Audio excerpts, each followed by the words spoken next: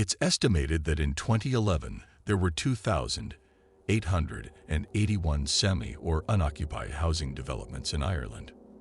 There was a time when we put our faith in euros, shares, and the sanctity of brick. A time when we bought our books from stores as big as barns and ate strawberries from Andalusia, when only a generation before they'd been grown on farms up the road. The wide avenues of Boomtown were named for trees when there was grand optimism for growth. Now nothing booms in Boomtown. It's bust and broken. I miss you. You were a lick of cream. I can still taste you. I walk to the village on Mondays. I pull my shopping trolley, the 3 miles there and back along the lanes.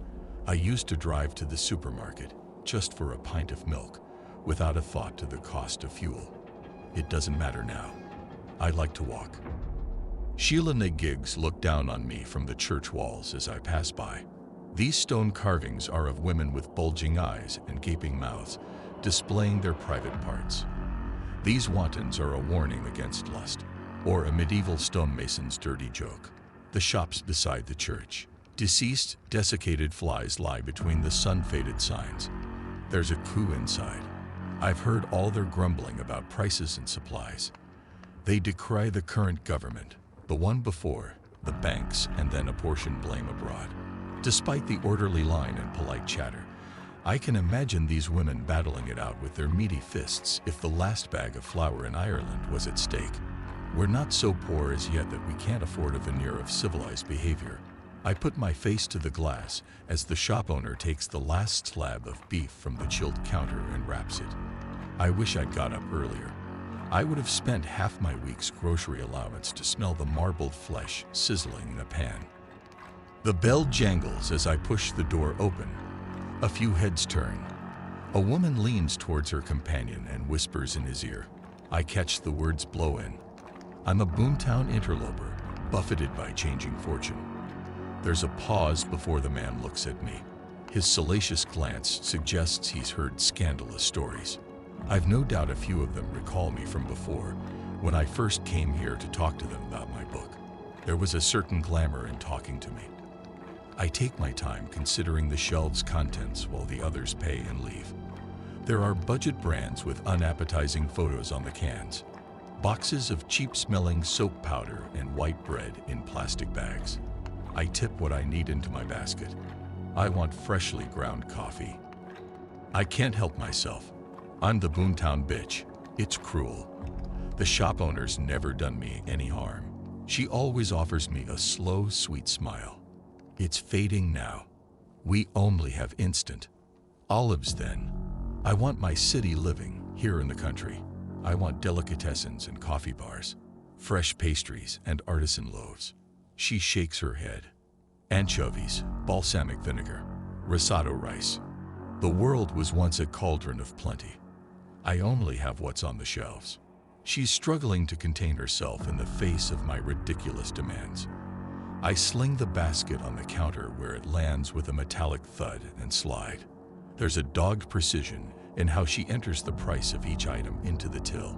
She doesn't speak but turns the display to show me the total, waiting as I load my shopping into the trolley. Her refusal to look at me isn't anger. There's glimmer of unshed tears. It's not her fault. It's yours. It's mine. I feel sick, yet another thing that can't be undone. I try and catch her eye as I hand her a note, but she's having none of it. I want to tell her that I'm sorry. It's shameful that I don't even know her name, and now she'll believe the worst she's heard and won't ever smile at me again. She slides my change over the counter rather than putting it into my hand. The bell above the door jangles as I leave. The chieftain stood before the 3 sisters, flanked by men bearing swords and spears, and said, "This is my land now." "We lived here long before you came," they replied. "By what right do you claim it? Where's your army? You can't own the land. It owns you." That was the eldest sister. "Rid yourself of such foolish desires." "No, everything you see belongs to me." "Do you own that patch of sky?" the middle-born said. The chieftain was silent. "Is that water yours?" That was the youngest. "See how it runs away from you. I want this land. The chieftain stamped his feet. Look at my torque. Even metal submits to my will. You'll be choked by that gold around your throat. The eldest stepped forward. You're master of oars and oxen, wheat and men alike. But not us. We're like the grass. We only bow our heads to the wind. The chieftain looked at them, pale witches in rags with swaths of dark hair, and there were the stirrings of a different sort of desire. The chieftain and his men raped the sisters, one by one. See, he said, I possess everything. We are ancient. We are one, and we are three. The youngest covered herself with the tatters of her clothes. We were there at the world's birth. We are wedded to the earth. We don't submit. We endure. A cold wind came in carrying rain, even though it was a summer's day. We curse you and your greed. The middle sibling swallowed her sobs and raised her chin.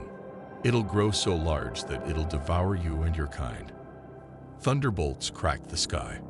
We'll dog your children's steps from womb to tomb. The eldest had the final word. When their fortunes in decline will rise again, no one will be spared our wrath. Then will to heal what you've rent. The eldest gathered up the other two and retreated to a place where the hills were at their backs and enfolded themselves in stone. The three sisters are a group of 3 stones that occupy a small plateau on the eastern side of the hills in County Meath. Their history has been retold for generations in the local village of. There are several variations of the tale. The one I've included here is the most detailed. Songs of Stones. Collected Oral Traditions of Ireland's Standing Stones by Grain Kennedy. I drove us from Dublin. You directed. You kept glancing at my legs as they worked the pedals, which excited me. It felt like you were touching me, sliding your hand between my knees. Turn right. The indicator winked. We were on Oak Avenue. Does this all belong to Boom Developments? Yes. I whistled, wanting you to know I was impressed. Left here. Then, this is Acacia Drive. There were diggers, trucks, the cries and calls of men. We bumped along the unfinished road. Stones crunched under the tires and ochre dust rose around us. Pull over here. You buzzed, happy amongst the evidence of your success. I asked the lads to complete some of the houses up here first. You ran up the road towards a group of men in jeans and t-shirts. The men looked at me when you turned away, and I could tell they'd said something smutty from the way they snickered. You returned, carrying hard hats and keys. Put this on. I refused to be embarrassed by our audience. I piled up my hair and put my hat on, back arched in mock burlesque. You took my elbow with a light touch, as if unsure of yourself. I liked that you weren't adept with women when you seemed so proficient at the rest of life. You guided me towards a house. Here, you unlocked the door. Our feet rang out on the bare boards. Fresh plaster dried in shades of pink and brown. This model's the best of the lot. It'll be done to the highest spec. I followed you upstairs. Huge master bedroom. Nice and sweet too. It was the view that I admired most. The hills, the open sky was spread out for us. I couldn't tell you that I'd been here before your burgeoning success scared the land. That I trekked for miles under rotten skies that threatened rain, across open fields carrying my notebook, cameras, and a tripod. I didn't want to spoil the moment by making it anything but yours. You should have known, though, if you'd looked at the copy of the book I'd given you, my own modest enterprise, you'd have seen. You weren't interested in history, not the ones of Ireland's standing stones, not even mine. I was a woman of the past. You were a man of the future. We could lie in bed together and look at this view. Your tone had changed from business to tenderness, and I was beguiled by the use of we. Don't feel pressured. Just think on it. You said you wanted to move somewhere quiet to write. I can't afford this. You're looking to buy outright. This would be yours at cost price. Can you do that? I'm the MD, you laughed. Of course I can. I couldn't accept it. Grain, you'd be helping me. Selling the first few will help to sell more. Things snowball. This property will treble in value over the next 10 years, I promise. I didn't enjoy this talk of values and assets. I did like the prospect of us sharing a bed that was ours. I'll think about a smaller one, at full price. I'd always been careful not to take anything from you. Needs not erotic. It's cost price or nothing. Please, Grain, it's the least that I can do for you. The estate looks normal from this approach. There are cars on drives and curtains at windows. I can see a woman inside one of the houses. She bends down and comes back into a view with an infant on her hip. The portrait makes me wince. Madonna with child. She turns her back when she sees me. I stop at Nancy's on Oak Avenue, the main artery of the estate. Have a drink with me. She ushers me in and shuffles along behind me. Water rushes into the metallic belly of the kettle. I unload her groceries. UHT milk, tea bags, canned sardines. Pay me next time. Nancy snorts and forces money into my palm. I'll come with you next week, if you don't mind taking it slow. It's a long walk. Don't cheek me. Her spark belies her age. She must have been a corker in her time. I need to take the car out for a run. I'll drive us somewhere as a treat. I wonder how long it'll take the village shopkeeper to forget my tantrum. Longer than a week. Steaming water arcs into one mug, then the other. Grain. Her tone changes. Lads are loitering about up here. Be careful. When Nancy bends to add milk to the tea, I can see her pink scalp through the fine white curls. I'm just going to come out and say this. She touches my hand. Her finger joints are large, hard knots. You're neglecting yourself. You're losing weight. And your lovely hair. I can't recall when I last brushed it. You're not sleeping either. I've seen you walking past at night. You're not sleeping either. That's my age. Nancy sips her tea. I gulp mine down. It's my first drink of the day. You're all alone up at that end of the estate. I can't answer. I've been too lonely to realize that I'm alone. Life's too sweet to throw away. Then why does it taste so bitter? She tries again, exasperated by my silence. What happened up there isn't my business, but I can't bear to watch you punishing yourself. I should be pilloried for my past. I should be stricken with shame, but I can't tell Nancy that it's not remorse that's destroying me. It's pining for you. You're full of opinions. It comes out as a growl, but there's no bite. You can stay here anytime. God knows I've room enough to spare. She opens a pack of biscuits and makes me eat one. Be careful out there on the hills, Grain. You could turn your ankle and die up there, and no one would know. I kept a well-made bed, dressed with cotton sheets, worthy of the time we spent upon it. Sunlight moved across our bare bodies, which moved across one another. Hands and mouths roamed over necks, chest, breasts, stomachs, genitals and thighs, stoking the deep ache that only you could sate. Afterward, we lay like pashes on piles of pillows. I loved you from the first moment I saw you. That's a cliché. I meant to tease you, but it sounded bitter. You don't believe me. You don't believe anything I say. I do. I did believe you because I felt it too. From that first moment, I wanted to open my arms to you. I wanted to open my legs to you. I promise it wasn't just lust, because I wanted to open my heart to you too. I'm just someone you sleep with. Dan, don't play games to make yourself feel better. You don't need me, not that way I need you. Of course I do. You thought yourself the more in love of the two of us. Not true. I hated sharing you. I hated not knowing when I'd see you or when you'd call. You've never asked me to leave her. Do you want me to? Yes. You paused. No. Then. I don't know. I don't love her. I did once. I can't leave her now. Ben's still so young. But wait for me, Grain. Our time will come. I promise. Don't make promises. I wish I'd met you first. I wish it all the time, for so many reasons. The shortcut to Acacia Drive goes through Boomtown's underbelly. There's a square that would have been a green, but now it's the brown of churned mud. It should have been flanked by shops. Some are only foundations, others have been abandoned at hip height. A few have made it to the state of squatting skeletons. Piles of rotted timbers and broken breeze blocks litter the verges. An upturned hard hat is full of dirty rainwater. A portable toilet lies on its side, and I get a whiff of its spilled contents. I flip over a tin sign lying in the road, and it lands with a clatter. I clean it with the hem of my shirt.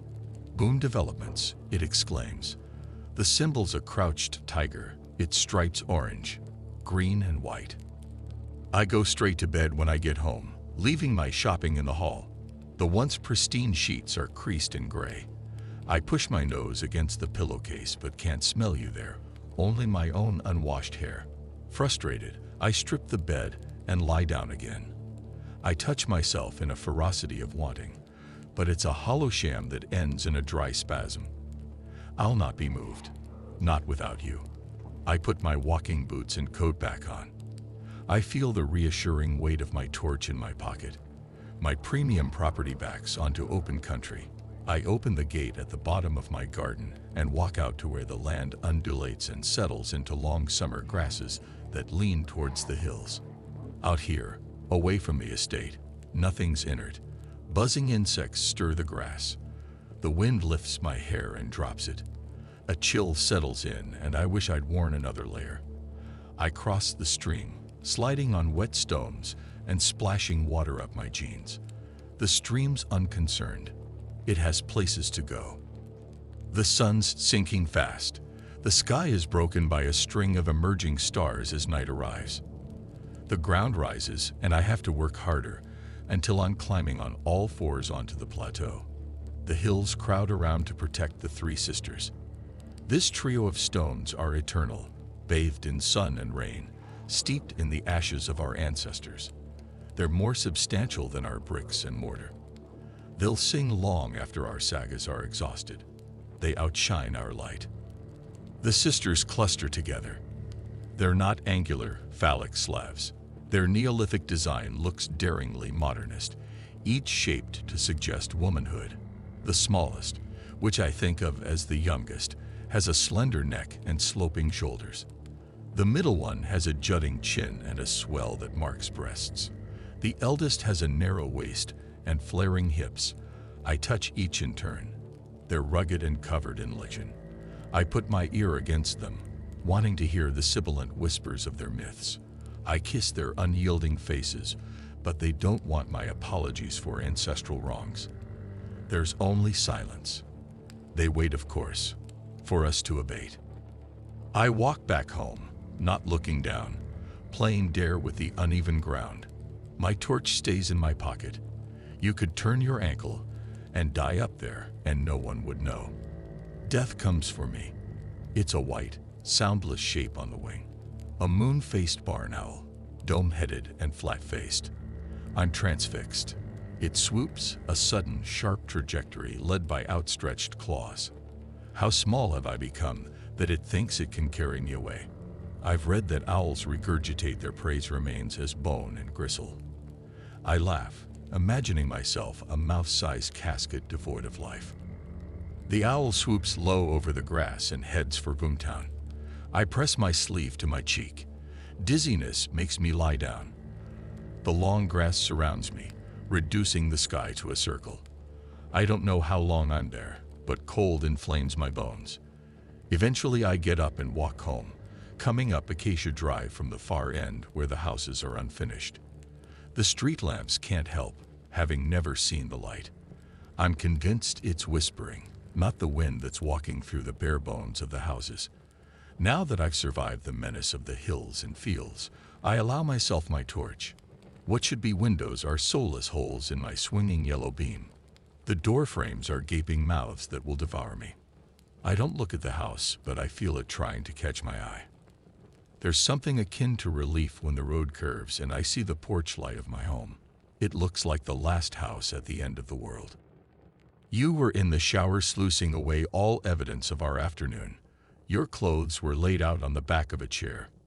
You were careful to avoid a scramble that might crumple your shirt or crease your trousers. The gush of water stopped, and you came in, bare, damp, the hair of your chest and stomach dark in swirls. You'd left a trail of wet footprints on the carpet. You weren't shy. I enjoyed this view of you, the asymmetry of your collarbones, and the soft, sparse hair on the small of your back. My fascination for you endured, as if I'd never seen a man before. When will they start work again? By they I'd meant the builders. The estate had fallen silent. No more stuttering engines, no more drills or shouting. You'd been drying your chest. The towel paused, as if I'd struck you in the heart. I cursed my clumsiness. Soon. There's been a bit of a hiatus in our cash flow. People are just a bit nervous, that's all. Everything moves in cycles. Money will start flowing again. Of course it will. My optimism had a brittle ring. You wrapped the towel around your waist in a sudden need to protect yourself, even from me. I wake in the afternoon, having lost the natural demarcations of my day. My cheek smarts when I yawn. I pick at the parallel scabs. My mobile's by my bed. I stopped carrying it around. You never call. It's flashing a warning that its battery is low. I ignore its pleas for power and turn it off. I did get through to your number once. There was the sound of breathing at the other end. It wasn't you. Kate, I said. The breathing stopped, and she hung up before I could say I'm sorry. You haunt me. I see your footprints on the carpet where you once stood, shower fresh and dripping. I catch glimpses of you in the mirror and through the narrow angles of partially closed doors. These echoes are the essentials of my happiness. For that fraction of a second, I can pretend you're here. It's rained while I slept. Everything drips. The ground's too saturated to take all the water in. It's not cleansed Boomtown, just added another layer of grime. From the spare bedroom I can see the street. I put my forehead against the window, savoring the coolness of the glass. I tilt my forehead so I can see Helen's house, further along the opposite side of Acacia Drive. The other house, the one where it happened, is out of sight, at the incomplete end of the road. It's defeated me so far. I slip on my boots and snatch up my coat. I shut my front door and freeze, the key still in the lock. Something's behind me, eyes boring into my back. It waits, daring me to turn. I can feel it coming closer. I make a fist, my door key wedged between my ring and forefinger so that its point and ragged teeth are protruding. It's a poor weapon, especially as I'd never thrown a punch in my life. I turn quickly to shock my assailant, only to find it's a cat shuddering in an ecstatic arch against the sharp corner of the garage wall. It's not like other strays. The uncollared, unneutered, incestuous brood that roam around Boomtown are shy. This ginger monster's not scared of anything. It fixes me with yellow eyes and hisses. It bares its fangs and postures. I hiss back, but it stands its ground, leaving me to back away down the drive. I find myself at Helen's, which is stupid because Helen doesn't live there anymore. The for sale sign's been ripped down and trampled on. I walk around the house, looking through windows. It's just a shell without Helen and her family, but evidence that it was once a home remains. The lounge's wallpaper, a daring mix of black and gold. Tangled wind chimes hang from a hook by the kitchen door. There's a cloth by the sink, as though Helen's last act was to wipe down the worktops. We used to stand and chat as her brood played in the road. When they got too boisterous, she'd turn and shout, "Quick, you're squalling and yomping. You bunch of hooligans. Just wait until your dad gets back." Then she'd wink at me and say something like, "He's in Dubai this time." Not that they're scared of him. Soft sod that he is. I used to get the girls, Rosie and Anna, mixed up. Tom squealed as he chased his sisters. Patrick rode around us on his bike in circles that got tighter and tighter. Patrick, I'm sick of thinking about that day. I'm sick of not thinking about it. Today, I decide, today, I'll go inside the house where it happened. It's about 20 doors down from Helen's. The chain link fence that was set up around it has long since fallen down, and been mounted by ivy intent on having its way. The three sisters are reclaiming what's theirs by attrition. There are lines of grass in the guttering of Boomtown. Wasps and birds' nests are uncontested in the eaves. Lilies flourish in ditches and foxes trot about like lonely monarchs. The sisters will reclaim us too, our flesh, blood, and bones. I stand on the threshold of the past. A breeze moves through the house carrying a top note of mold and piss, then the threatening musk lingering beneath. The house is gutless. One wall is bare plasterboard, the rest partition frames so I can see all the way through, even up into the gloom above. There used to be ladders, but they've been removed. From the doorway, I can see the stain on the concrete floor. It's a darkness that won't be moved. The blackest part gnashes its teeth at me. I put a foot inside and then the other. I realize my mistake too late. I've already inhaled the shadows. They fill up my nose and clog my throat. I can't move. I can't breathe. My lungs seize up. Something's there. The darkness is moving. The shadow rushes at me and takes my legs from under me. The ginger cat. It watches with yellow eyes as I land on my back. Everything goes black. I roll onto my side and retch. Acidic vomit burns my nose and throat. When I put a hand to the back of my head, I find a boggy swelling. My hair's matted and stuck to my scalp. I stand, test my legs, and find them sound. I get away from the house, to the middle of the road, but looking around I see I'm not alone. Company's coming up the street. A trio of creatures that are neither men nor boys. One throws his empty beer can away and fingers his crotch when he sees me. "You," he says. He's skinny, grown into his height, but yet to fill out. It occurs to me that he expects me to run. His face is hard. He's gone past being abused into abusing. "You're the Boomtown bitch." I turn my back and walk away at a deliberate pace. "I'm talking to you." I know without looking that he's lengthening his stride to catch me. "Pull down your knickers and show us what all the fuss is about." My heart's a flailing hammer. He's done this before and is looking to initiate his friends, who seem less certain of themselves. I can see him reach out to grasp my shoulder in the far corner of my vision. I strike before he can touch me. I jab at his eyes and rake at his face with dirty claws. I'm a moon-faced owl. I'll regurgitate his carcass. I'm the feral feline who'll jab his corpse with my paws. The boy's screaming now, but I don't stop. Even a chink of fear will let the others in, and I can't fend off all three. My would-be rapist retreats. I must put him down before he gathers his wits and tries to save face. I advance, hissing and spitting like the ginger cat. I am crazy, scarred and unkempt, a bloodied scalp and big eyes in the dark hollows of my face. I pick up a brick and run at him, and to my relief, he sprints away. They shout from a safe distance, taunts that I'm happy to ignore. I don't look back as I walk away in case they realize I'm weak. I saw your outline through the glass of my front door. You were wearing your suit, even though it was a Saturday. You weren't alone. A boy stood before you.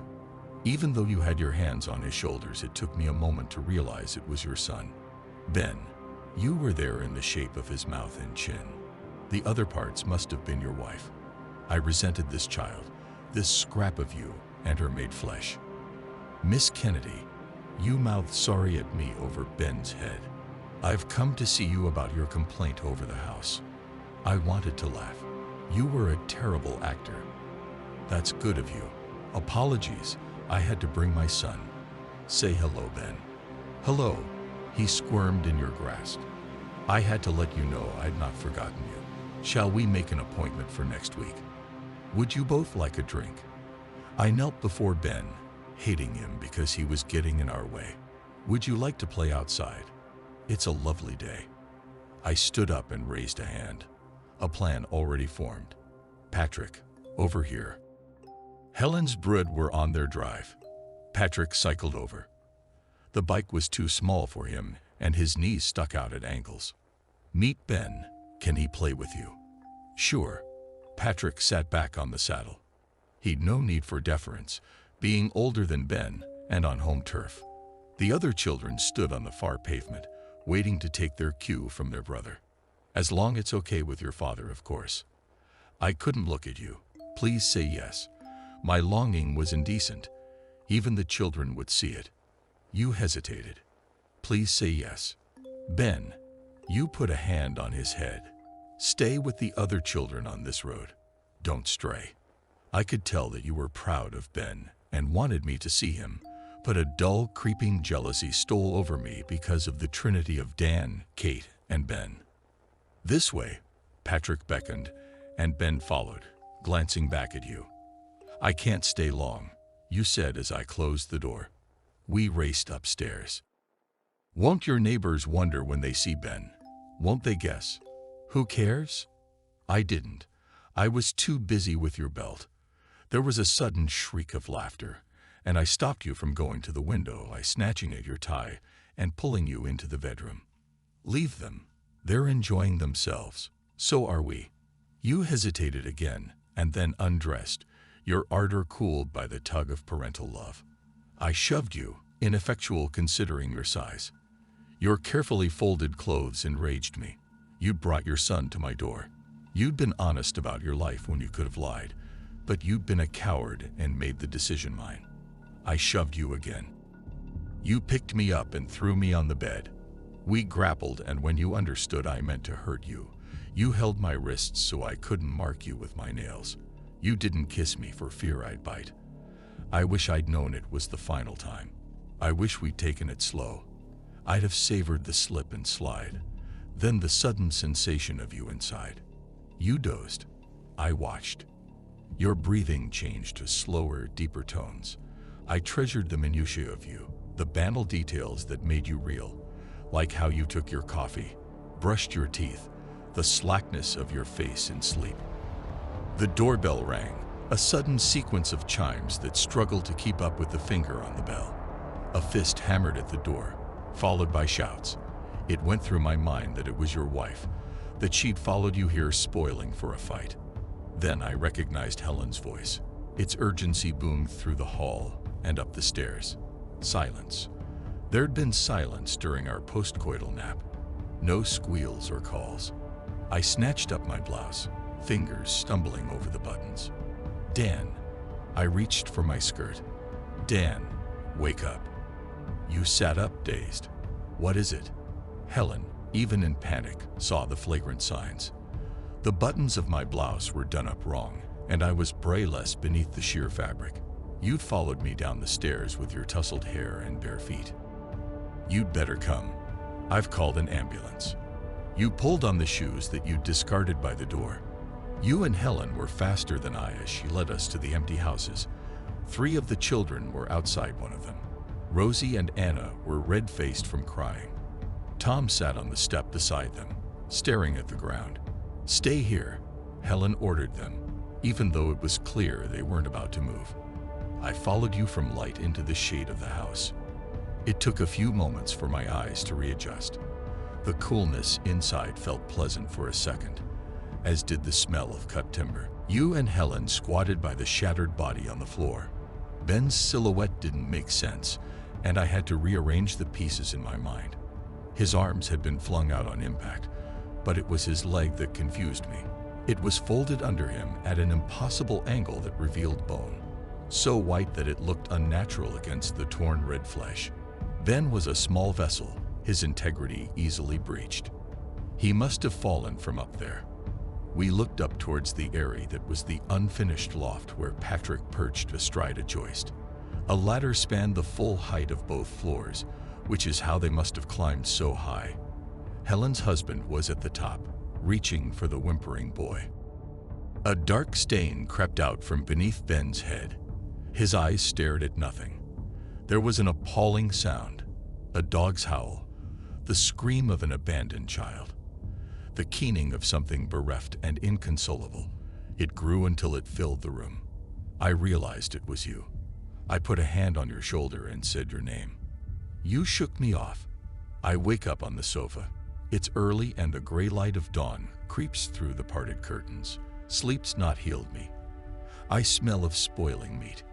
There's a dull throb in my head, but I can't locate whether it's in my eye, my teeth, or somewhere in between. I'm cold and clammy, as if in the aftermath of a drenching sweat. I go to the mantel mirror. There's enough light now to see that the marks on my cheek are raised, the scabs lifted by lines of pus. I touch one, and it gives under gentle pressure, bringing relief and yellow ooze. The back of my head feels like it belongs to someone else. I eat a dry cracker, drink a pint of water, and then vomit in the kitchen sink. There's a pounding now at a different rate and rhythm to my headache, a drumming that escalates. It's outside the house. Hooves thunder on the earth. Something's racing through the grass, running towards the rising sun as if about to engage it in battle. I go out to the road. Someone, perhaps my failed assailants from yesterday, have spray-painted filthy graffiti across the front of my house. It doesn't matter. The wind's changed and is bringing something much fouler with it. Things left too long without light or laughter. Things nursing grudges and dwelling on outrages for too long. My heart pauses and restarts. The horse's gallop makes me gasp. Its cadence changes as it hits the tarmac. This nightmare is gleaming black. Its rolling black eyes are wild. It tosses its head about and snorts. I can't look away. The mare slows to a canter as it approaches, circling me in rings that get tighter and tighter. It's big, a 17-hander, heavily muscled. It hits my shoulder on its next pass. When it turns and comes again, I have to dodge it to avoid being knocked down. Avseed, a bad spirit. I'd be safe from its malice if I'd led an upright life.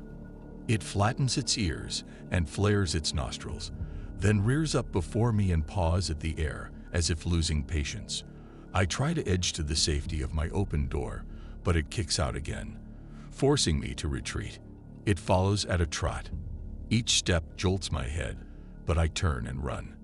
When I shout for help, my voice is faint from lack of use. There's no one to hear it anyway. I try and dart up Helen's driveway, but the horse isn't confused by my sudden change in direction. It comes around me, right then left, lunging at me, kicking out if I stray, hurting me. I'm panting. My chest's tight, and the stitch in my side's a sharp knife.